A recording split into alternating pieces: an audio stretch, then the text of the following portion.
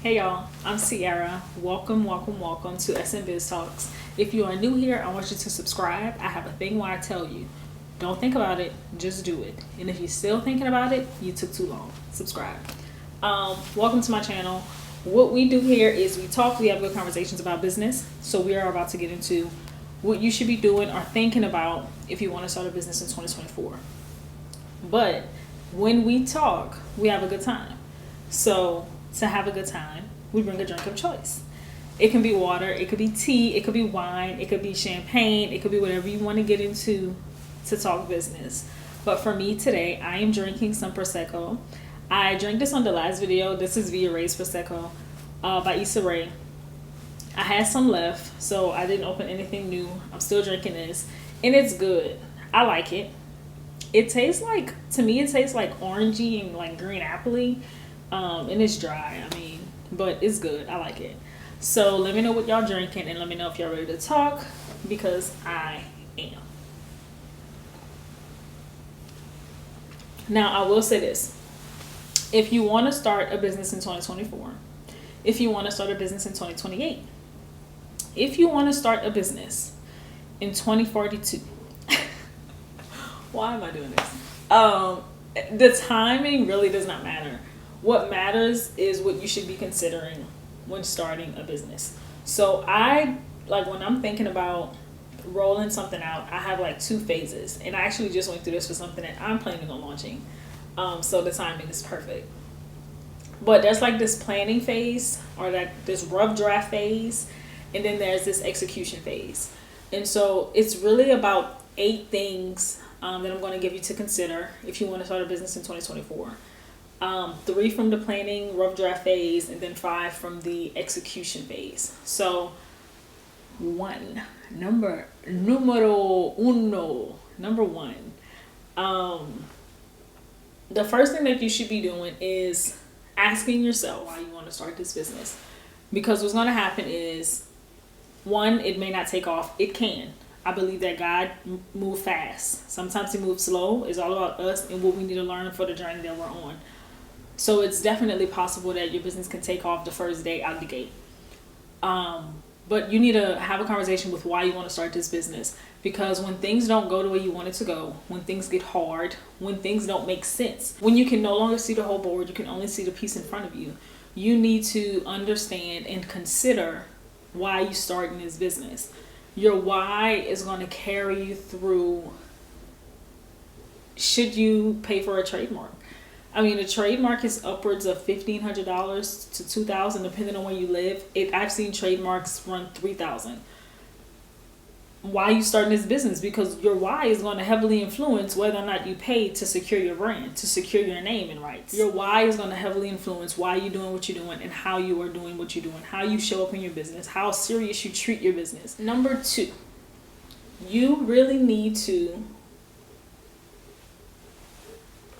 consider, research, plan, go drive around, Google, Bing, whatever you want to do. But you really need to research other businesses in your niche, in your area. If you are starting a tea shop, you should know every tea shop in your community that you're going to be competing against, or every coffee shop that serves tea. You should know every place that serves tea, because you need to know, okay, how am I going to beat out the competition?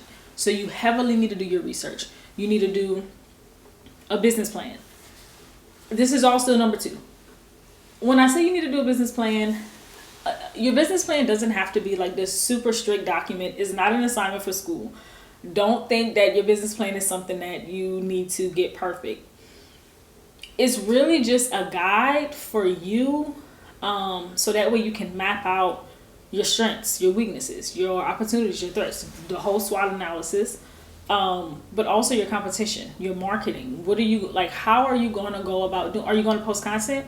Are you going to do what I'm doing? What are you going to do for your business? And the business plan is really just like a roadmap for that. Think of the business plan as like your playbook. Like for football players, they have the playbook, they know all the plays. That's what your business plan is. Your business plan is, okay, I got game 1 on Monday, I got game 2 on Wednesday, I got game 3 on Friday. How am I going to win each game and what plays am I going to run? And that's what your business plan is. Your business plan literally helps you map out how you win every day in your business. Number 3 is commitment. You need to be willing to make an honest commitment. When I say an honest commitment, you need to look yourself in the mirror and say, okay, I'm starting this business. I'm going to commit to it. And I say that because it's going to take time to run it, to operate it, because you're going to wear all the hats in the beginning. You're going to be the everything. You're not just going to be the CEO. You're going to be the marketer. You're going to be the content creator. You're going to be the accountant or the tax expert probably. You're going to be doing everything. You're going to be taking your own pictures probably. You're going to be shooting your own videos, whatever. You're going to be doing all the things. So it's going to be a timing commitment. When are you going to do it? Have that conversation with yourself. It's going to take you committing to your resources. I mean, it's going to cost money. Even if you don't do a trademark, which is probably the most expensive thing you can do to start off. Even if you don't do a trademark, it's going to cost money to register your business. I think an LLC costs like $200 something maybe. I don't know. But even if you just do that, that still costs money. It's going to cost something. Make a commitment with yourself for you and your resources, your sacrifices, everything that goes into that commitment, and be honest and make sure you really do it. Now we're moving on into the execution phase, because planning was a lot and I was just talking. Execution.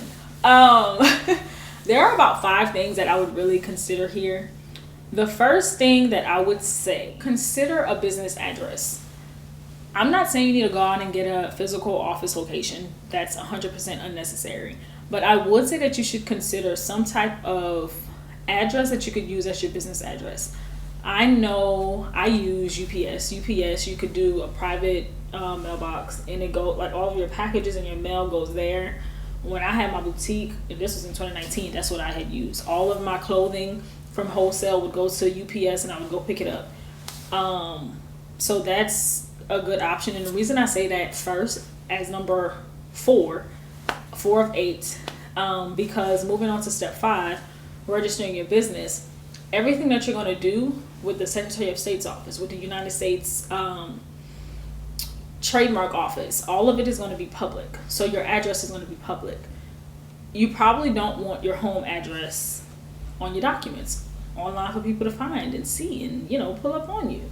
So try to consider, if you can, because it does cost. It's not expensive. It's probably $200 a year. And that's for the whole year. So it's not bad, but that's something you can consider for your business address.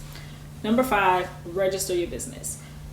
There are so many business entities. There's corporations, there's partnerships. I feel like there's 50 million types of partnerships, because there are. There's sole proprietorships. Don't ever choose that option. And then there's the LLC. Now, I will say this. Not everybody needs an LLC. An LLC, it gets pushed a lot, and I talk about it a lot, but it's really not one size fits all.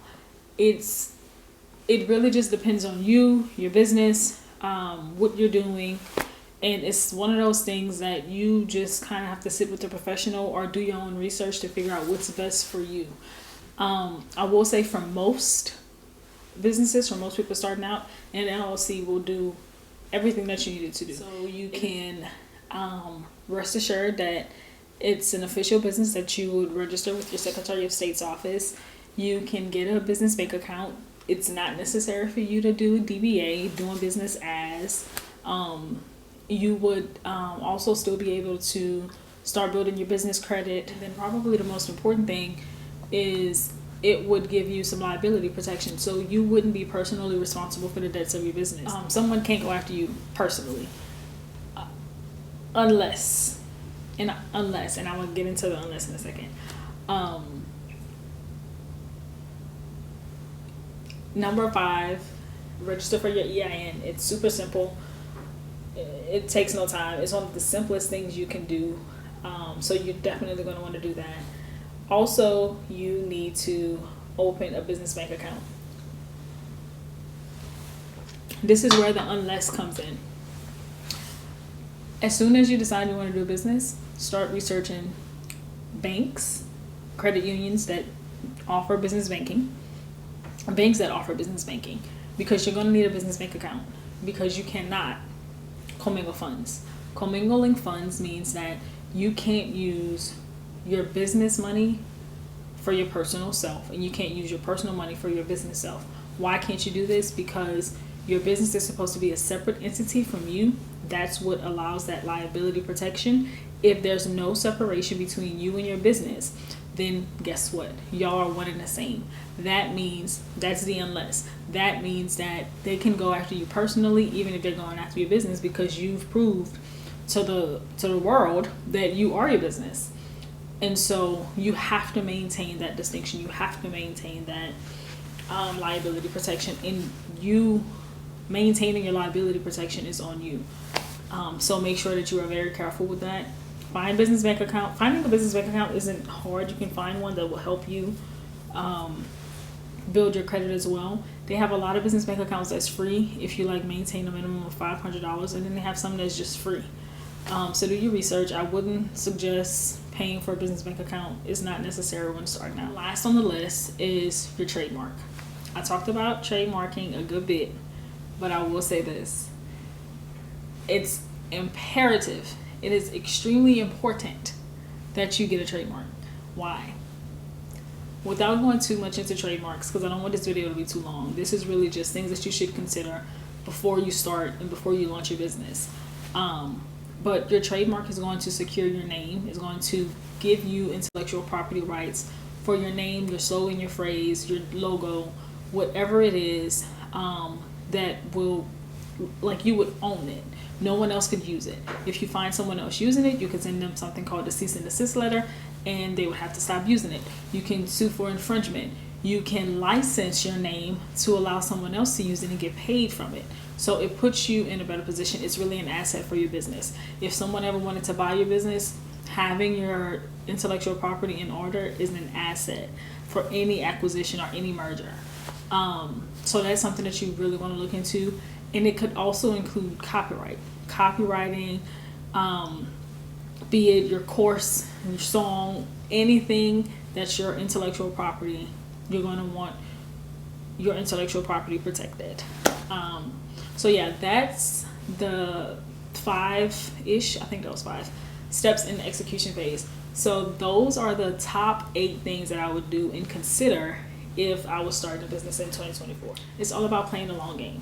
You have to be in it to win it, because guess what? You're going to make that first check. You're going to get that first check. And then what? You want to be able to continue to make money. You want longevity. You want to be able to scale. You want to be able to make more money. And so this is just a part of playing the game. So thank y'all for watching. I appreciate y'all. And I look forward to talking to y'all again soon. Thanks.